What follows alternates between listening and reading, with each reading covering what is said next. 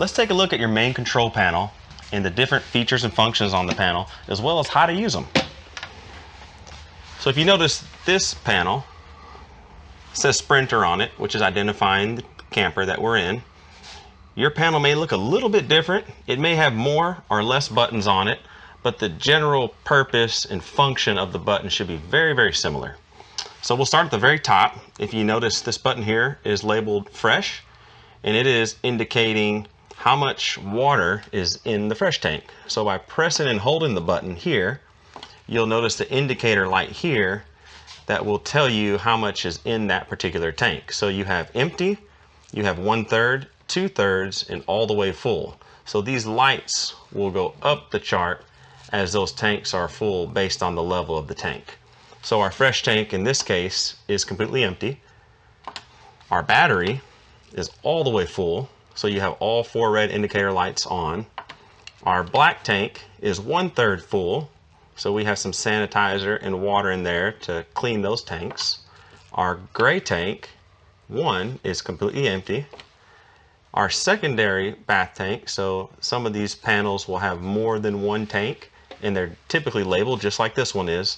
So you could press these 2 buttons for black and gray for the secondary black and gray tanks, which is here, empty, and then the gray 2, 2/3 full.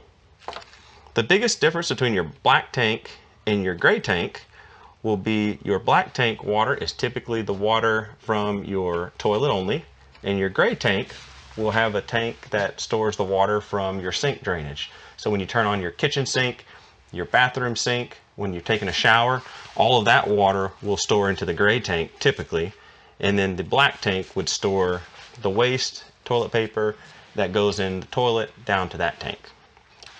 Next on this panel, we have water pump switch. By turning that water pump switch on, you will be calling for water through that fresh tank. So since our fresh tank is empty right now, we wouldn't want to turn that pump on.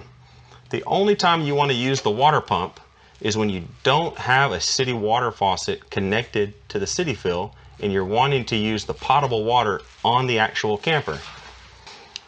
These next 2 features here are your water heater switches. So if you notice, this particular unit has a water heater that works both on electric and gas.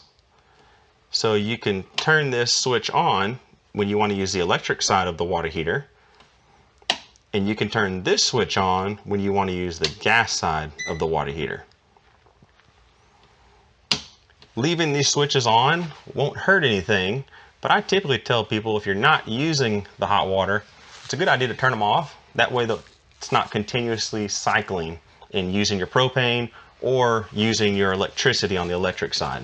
It takes about 30 or 45 minutes for the water to get hot. So keeping in mind of when you're wanting to shower or utilize the hot water is important if you are cycling that switch off and on.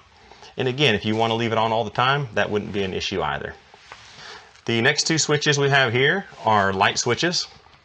If you notice, this first one is labeled as ceiling light. So if we turn that off, it might get a little dark in here. And then back on. And then clearance light, which is an exterior light, and same purpose, off and back on. Throughout the camper, you will see other switches similar to this ceiling light switch. This one is just for the main area near the control panel. So your bedroom and your kitchen would have a switch just like this, and they're usually in the entryway as you're entering that room. These next switches here, there are 4, 1, 2, 3, and 4. They're identical, so these 4 switches will be the slide switches. So when you operate these switches, the first thing you have to be sure of is that you have clearance on the slide room. So when you're running the slide room in or out, you have to make sure that the slide isn't going to hit anything. So this switch will operate the slide to my right, and if you press and hold the in button, it'll bring that slide room in. And obviously we checked for clearance already prior to running this switch. But as you can see, when that room moves, if there's something in the way, you can create a lot of damage. So the most important thing is when you're running the slide room in or when you're running the slide room out, you need to make sure you have clearance on that travel. So that would be all the way in. And then now on this switch, where it's labeled out, we'll press and hold the out and run the slide back out. I like to tell customers to keep an eye on the slide itself as it's moving. If you hear any loud popping or cracking, that can be very normal because you have a box that weighs anywhere from 300 to 1,000 pounds. You just want to make sure that the slide room is moving evenly, and if you start to see one of the walls get a little faster than the other, or the slide seems off kilter, I would definitely recommend stop use of that switch and inspect that area to make sure there's not something that the slide is catching or dragging on. And if so, definitely get that out of the way before you move that slide room again.